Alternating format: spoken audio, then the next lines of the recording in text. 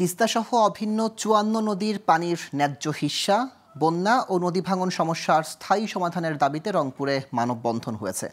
দুপুরে জেলা প্রশাসকের কার্যালয়ের সামনে তিস্তা বাঁচাও আন্দোলনের আহ্বায়ক অ্যাডভোকেট পলাশ কান্তি নাগের সভাপতিত্বে সমাবেশে বক্তারা বলেন, ভারত সরকার একতরফাভাবে তিস্তার পানি প্রত্যাহার করে আন্তর্জাতিক নদী আইন লঙ্ঘন করেছে। তারা সাম্রাজ্যবাদী ক্ষমতার দাপট দেখাচ্ছে। এ সময় বক্তারা তিস্তার পানির ন্যায্য হিস্যা আদায়ে বর্তমান অন্তর্বর্তী সরকারের কার্যকর পদক্ষেপ নেওয়ার দাবি জানান।